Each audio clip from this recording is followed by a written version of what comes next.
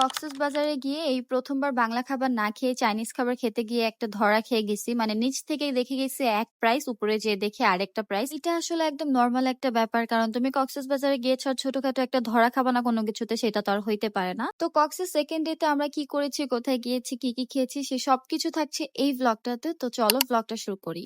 আসসালামু আলাইকুম, কেমন আছো তোমরা সবাই? আশা করছি সবাই ভালো আছো, সুস্থ আছো, সেফ আছো। আমরাও আলহামদুলিল্লাহ আল্লাহর রহমতে ভালো আছি। তো এই দিন ছিল জুলাইয়ের 28 তারিখ, আর এটা ছিল আমাদের কক্সবাজারের ডে 2। আমরা অন্য কিছু প্ল্যান করেছিলাম, কিন্তু সকালে বৃষ্টির কারণে সেই প্ল্যানটা আর হয় নাই।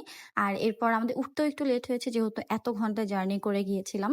বেশি লেট করে উঠি নাই, আমরা মেবি 10টা সাড়ে 10টার মধ্যে উঠে গিয়েছিলাম। তো এরপর ফ্রেশ হয়ে এখানে আমি ফেসে একটু অয়েল দিয়ে নিচ্ছিলাম, আর নিচে নামতে নামতে আমাদের হচ্ছে অলমোস্ট 12টা বেজে যায়। তো আমরা কোথাও যেই হচ্ছে পরোটা পাচ্ছিলাম না, মানে পরোটা 12টার মধ্যে শেষ হয়ে যায়। তো আমাদের হোটেলের নিচেই হচ্ছে একটা দই চিড়া বিক্রি করে, একদম ফ্রেশ, একদম ক্লিন।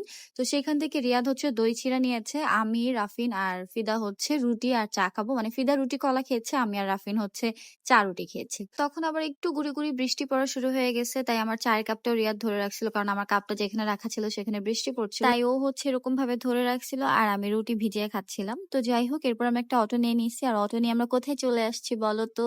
তোমরা তো দেখেই ফেলছো ভিডিওতে কোথায় আসছি, বিচে আসছি। বাট এটা বলো তো যে আমরা কোন বিচে আসছি, দেখি কে কে গেস করতে পারো আমি বলার আগে। আচ্ছা যাই হোক, আমি তোমাদেরকে বলে দেই যে আমরা কোথায় গিয়েছিলাম। আমরা চলে গিয়েছিলাম হচ্ছে লাবণী বিচে।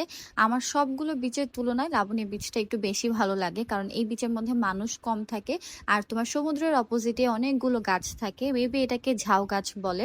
আর এই গাছগুলো দেখতে অনেক বেশি সুন্দর লাগে, অনেক বেশি বাতাস আসে। তো যাই হোক, আমরা একটু সাগরে নামবো, কিন্তু এইদিকে রাফিন আর রিয়াদ মিলে হচ্ছে ফুটবল খেলা শুরু করে দিছে, তাও আবার নিজেদের ফুটবল দিয়ে না, অন্যের ফুটবল দিয়ে নিজেরা খেলা শুরু করে দিছে। তো এরপর ফাইনালি আমি, রিয়াদ আর রাফিন সমুদ্রে নামছিলাম, আর ফিদা বলে দিছে যে ও সমুদ্রে নামবে না, তাই ও হচ্ছে একটা সিট নিয়ে আমাদের ফোন টোন সবকিছু নিয়ে শুয়েছিল, আর এদিকে আমরা সমুদ্রে চলে আসছি। আমার মা বলে দিছিল বারবার সব নিউজ টিউজ দেখে যে সমুদ্রে কিন্তু ভুলেও নামবা না পানিতে। আর এদিকে দেখো আমরা কি করতেছি। আসলে তুমি যখন সমুদ্রের সামনে যাবা, তুমি কখনোই নিজেকে কন্ট্রোল করে রাখতে পারবা না যে তুমি সমুদ্রের পানিতে ভিজবা না। আমার দ্বারা তো হয়ই না, আর রিয়া তো পুরো পাগল হয়ে যায়। তো যাই হোক, এরপর আমরা আমাদের হোটেলে চলে আসি, আর সবাই শাওয়ার করে এরপর রেডি হওয়া শুরু করে দেই তাড়াতাড়ি করে। আর আমরা এখনো জানি না যে আমরা কোথায় যাব। এন্ড বাই দ্য ওয়ে, আমি এটা নিয়ে থার্ড টাইম ভয়েস দিচ্ছি। কালকে সন্ধ্যায় একবার দিতে নিচ্ছি, এরপর রাতে একবার দিচ্ছি, আর এখন আজকে দুপুরে আবার দিচ্ছি। তো যাই হোক, হোপফুলি এখন আমি কমপ্লিট করতে পারবো। তো আমি হচ্ছে এই দিনের জন্য এই ড্রেসটা চুজ করেছিলাম। আমি এত প্ল্যানিং করে নিয়ে যাই নাই যে কোন ডেতে কোন ড্রেস পরবো বা কোনো কিছু, আমি জাস্ট এমনিতেই ড্রেস নিয়ে গেছি, এক একদিন এক একটা পরে ফেলবো আর কি। তো এই যে রিয়াদও হচ্ছে ব্ল্যাক শার্ট পরে ফেলছে, এই দিন আমাদের সবারই আউটফিট একটু ব্ল্যাক ব্ল্যাকই ছিল। তো এরপর আমরা বের হয়ে অটো নিয়ে নেই, আর ক্যাবটা আমি এমনিতেই পরছি, মানে রাফিন আমাকে ধরতে দিয়েছিল তাই পরেছিলাম। আর এই আমাদের হোটেল থেকে এই রেস্টুরেন্টটা একদম কাছে, মানে হাইটে আসতে মাত্র 3 মিনিট 4 মিনিট লাগবে, কিন্তু যেহেতু বৃষ্টি পড়ছিল তাই আমরা অটো নিয়ে নিয়েছিলাম। তো আমরা হচ্ছে এইটা আগের দিন রাতে হচ্ছে যাওয়ার সময়, রাস্তায় হাঁটার সময় দেখে গিয়েছিলাম যে ওদের প্লেটারের ছবি দেওয়া আর সাথে প্রাইস দেওয়া। তো আমরা নিজেরাও বুঝতেছিলাম যে এখানে যে প্রাইস দেওয়া বা যেরকম ভাবে শো করছে আমরা উপরে যে সেম জিনিসটা পাবো না।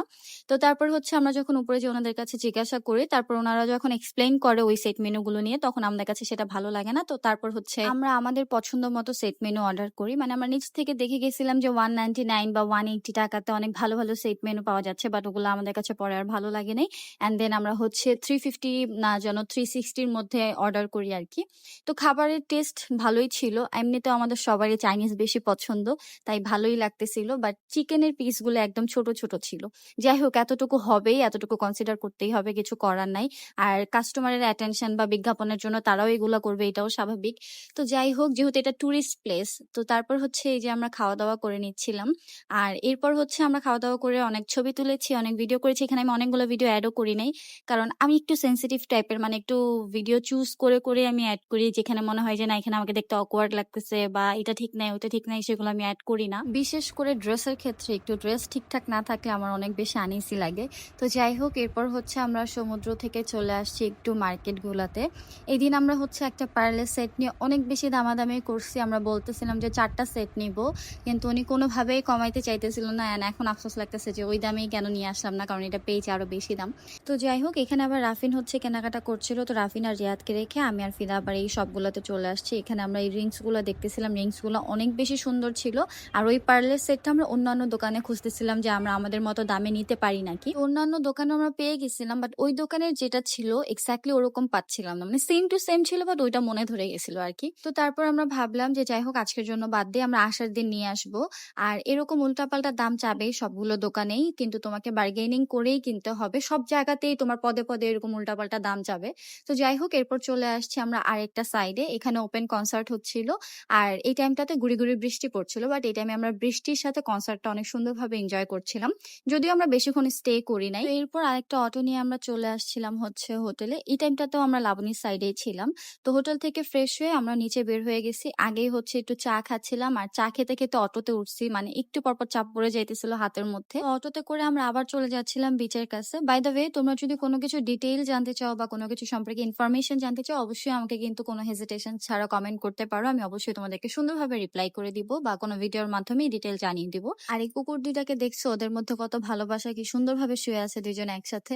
তো যাই হোক আমরা চলে আসলাম বিচের কাছে। এসে আমরা আবার একটু আম খেলাম, এরপর মহেশখালীর পান খেলাম, আর এটা হচ্ছে ঝালমুড়ি। এটা আগের দিন রিয়াদ খেয়েছিল, ওনাকে ও আবার এই বড় বিচের মধ্যে খুঁজে বের করছে, এরপর আবার খেয়েছি। ওনার ঝালমুড়িটা মজা আর কি। তো তারপর আমরা মাছের ওই জায়গাগুলো একটু দেখছিলাম, মাছ দেখতেছিলাম, যেহেতু আমি মাছ খাই না আমার ভালো লাগতেছিল না, দেখতে ভালো লাগতেছিল। তো এখানে আবার দেখলাম একটা ব্লগার ছিল, সেগুলা ভিডিও করতেছিল। এরপর হচ্ছে এটা আমাদের ডিনার ছিল, গ্রিল আর নান খাচ্ছিলাম। সো এরই সাথে আজকে ভিডিওটাও এই পর্যন্তই ছিল। দেখা হবে তোমাদের সাথে নেক্সট কোনো ভিডিওতে। সবাই ভালো থাকো, সুস্থ থাকো। আজকের মতো আল্লাহ হাফেজ।